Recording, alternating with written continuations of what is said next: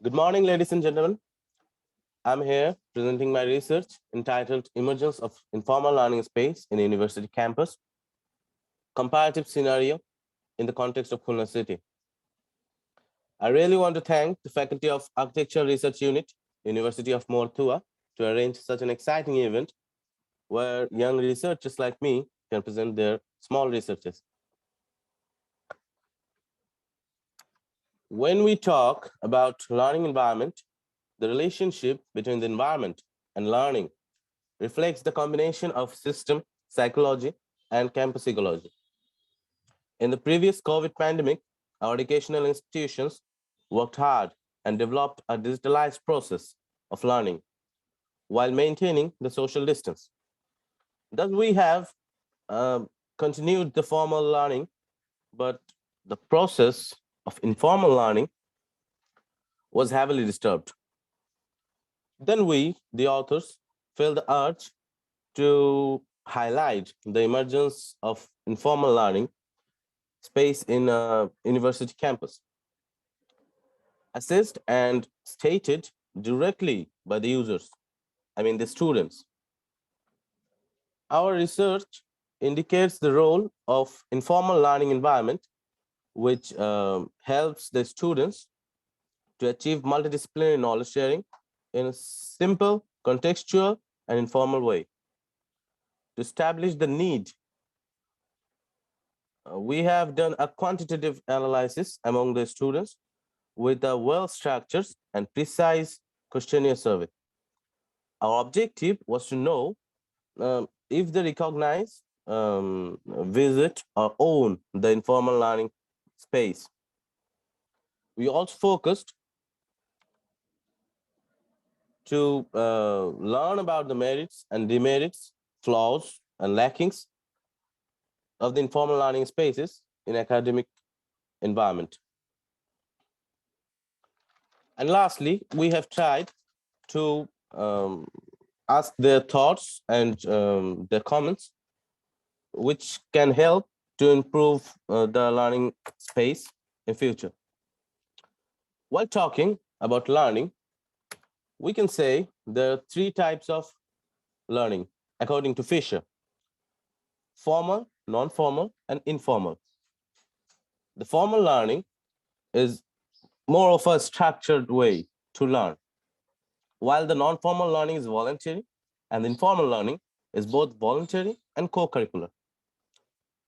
Only the user decides what to study, where to study, and how to study. They also choose their companions or participants to create a multidisciplinary knowledge sharing platform. Informal learning briefly depends on participants' reflection of history or past experiences, opinions, facts, self directions, and current problems with a goal setting to solve them.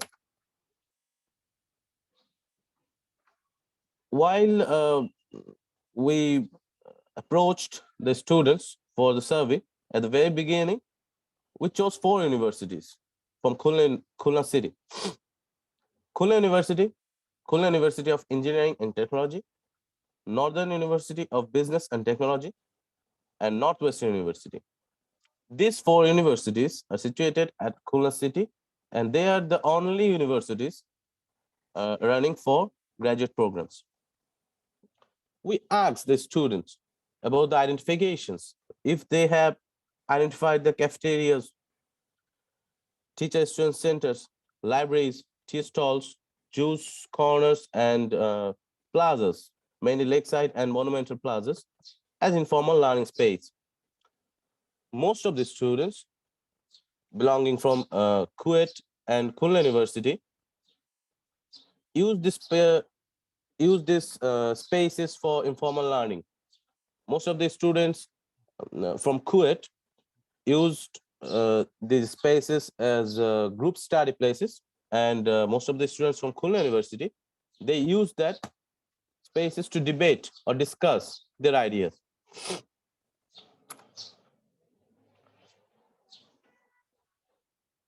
We can see the examples and photographs of these spaces. how the stairways, the roads, the plazas, and the entry lobbies and libraries are using as informal learning spaces.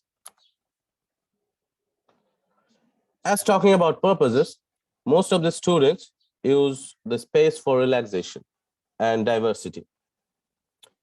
Different topics to explore, different areas of knowledge, which brings extra dimension to the thoughts and bring mental peace as well.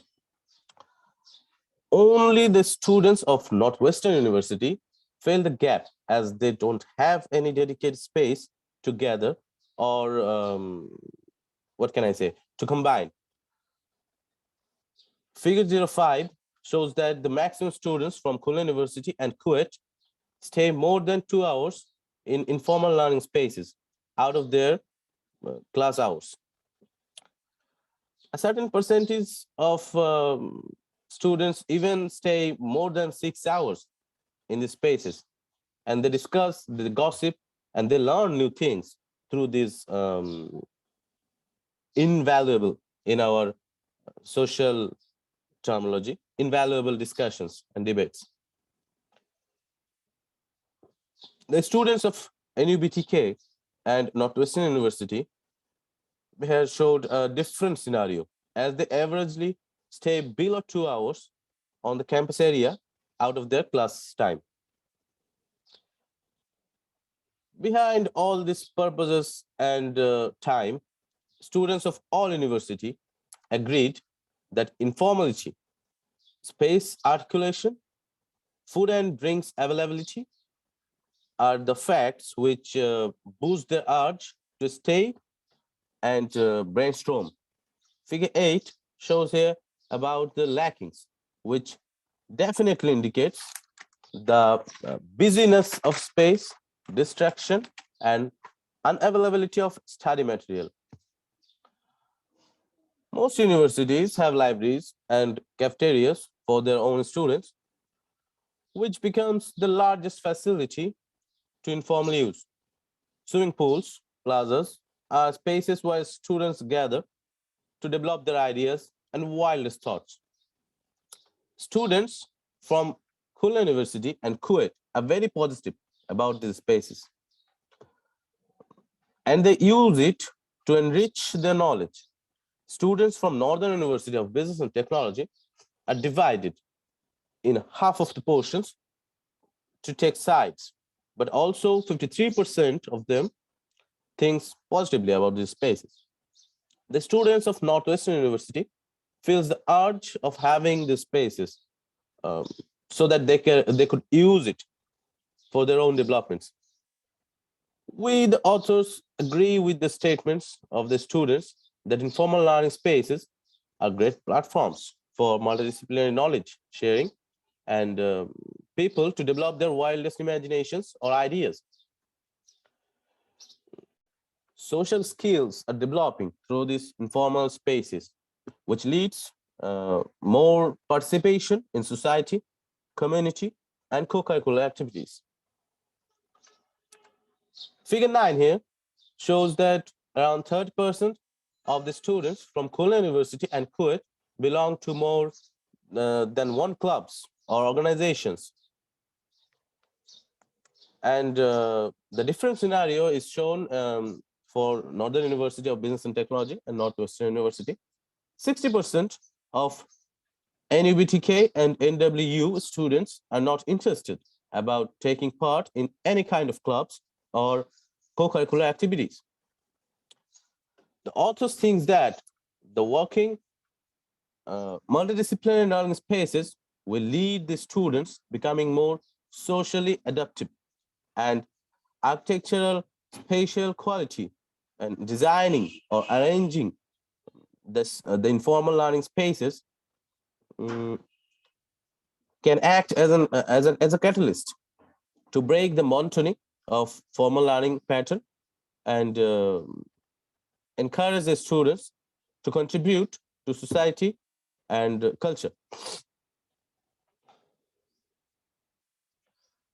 The authors recommend that architects and planners should design more semi-outdoor spaces to deliberately create informal learning knowledge sharing platforms or informal learning spaces uh, through we can use them as dedicated informal learning spaces. Though we studied in a single context and the authors feel the emergence to conduct this type of research in different contexts and different levels of education.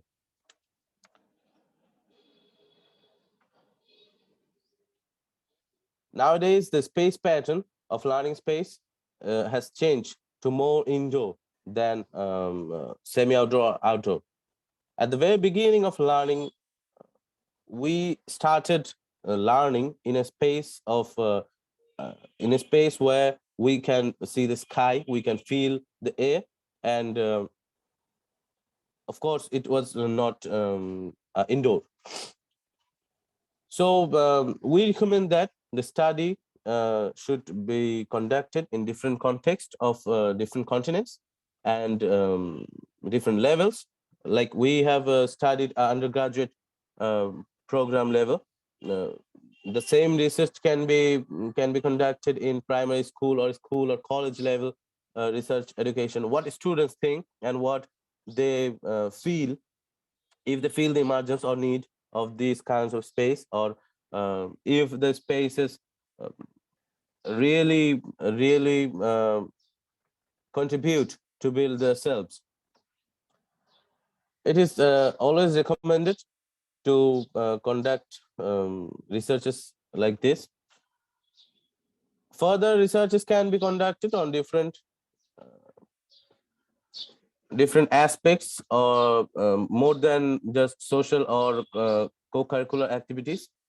Um, the students' opinions and behaviors towards the informal learning space. Thank you. That was my presentation. Thanks a lot to hear me out. That's all.